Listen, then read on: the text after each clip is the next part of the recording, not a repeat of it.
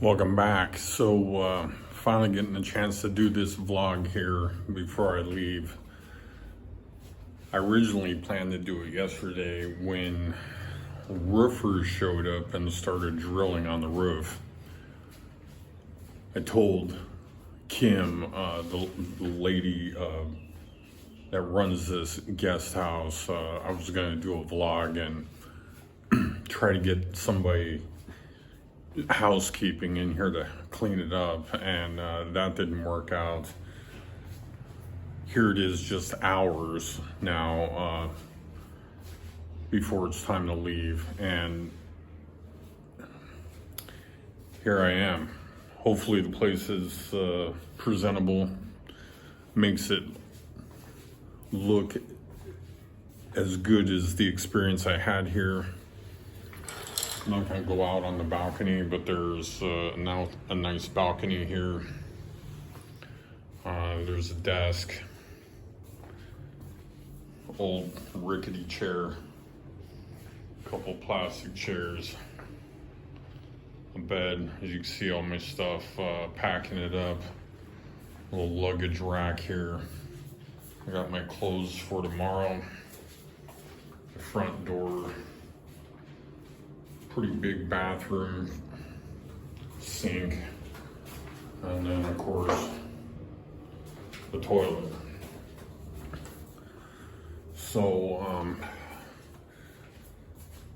7 weeks now I've lived here. It's been good, much better than I thought it was going to be. Frankly, I almost left. Jeff told me I should come to Siem Reap when I decided to what I was going to do when I left Vietnam. And I took a bus all the way over here, 15 hours. Showed up a little grumpy. The internet was not good. And I found out that I had to go to the ATM and withdraw the money to pay. Jeff ended up booking this place on Airbnb for just $200. When I showed up, I originally got a daily rate of like $15. However, we didn't agree on a daily rate when I showed up. I stayed the first night without an agreement. It was late. It was like 10:30, 11. She cooked me some dinner. I went up to my room to try to catch up on some work because I'd been in this van packed full of people over here. And first night passed, went downstairs. She's like, I believe it was $12 or $15. I was like, oh yeah, okay, no problem. We could do that. So I paid her the $15. So actually I paid her for a couple of nights because again, I wasn't totally sure what I was gonna do. And I almost left. And then she, we talked a little bit because, I said, well, can I pay you PayPal?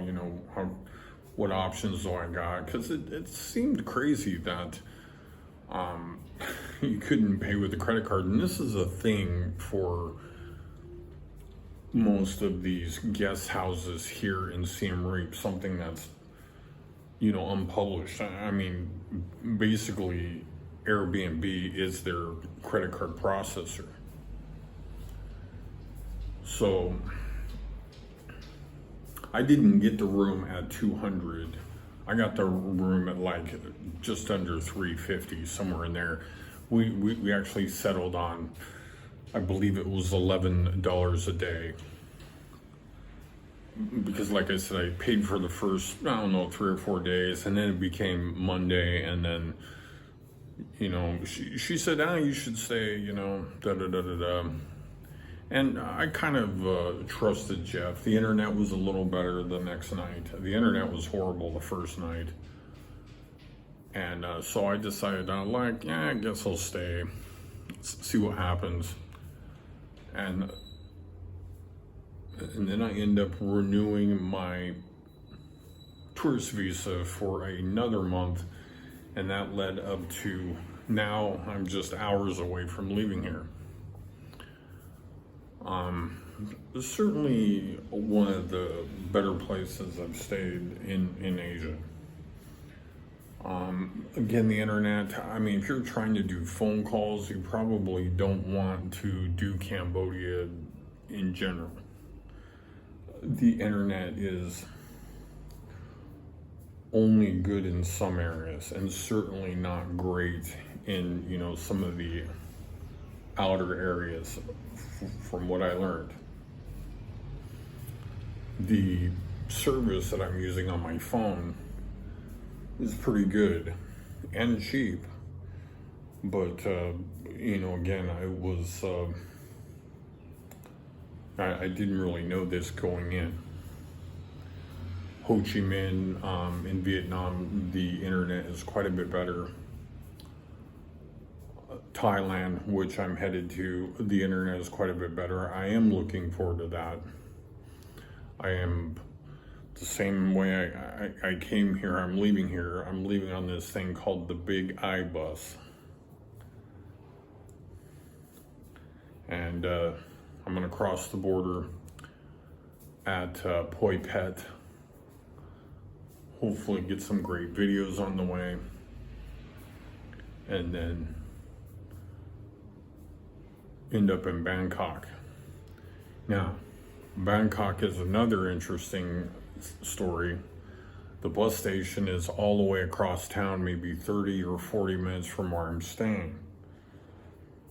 Hopefully my Grab app is all working and operational. Hopefully I'll be able to secure some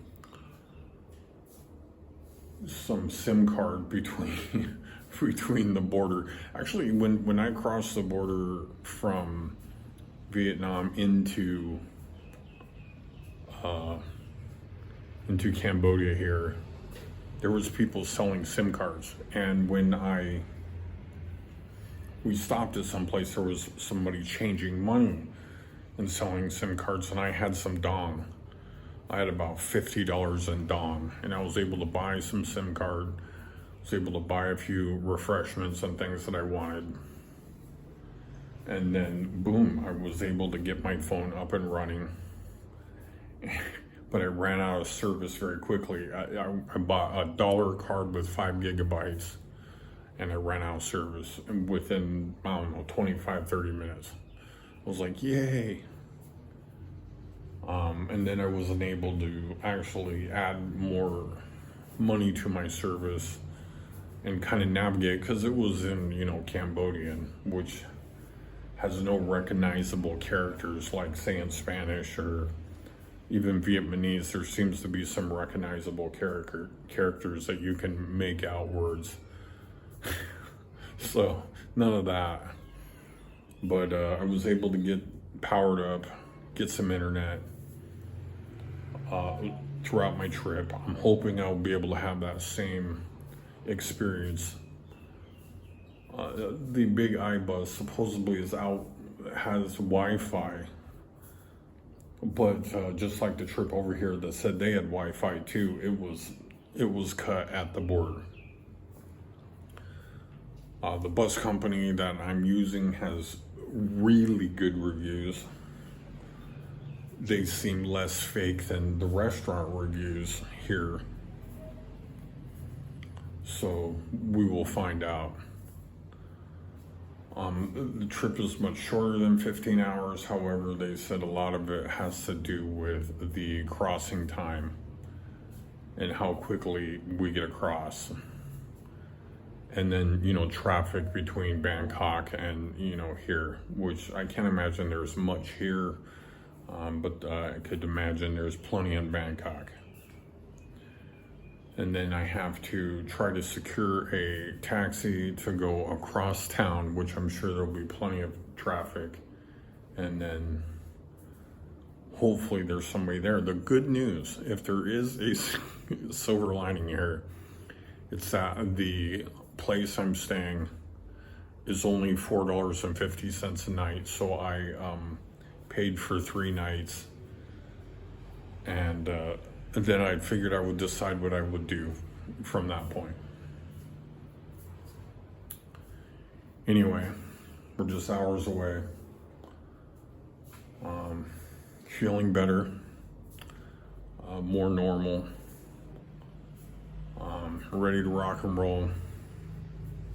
Definitely time to move on to the next spot. Thank you all for watching, and I'll catch you on the next video.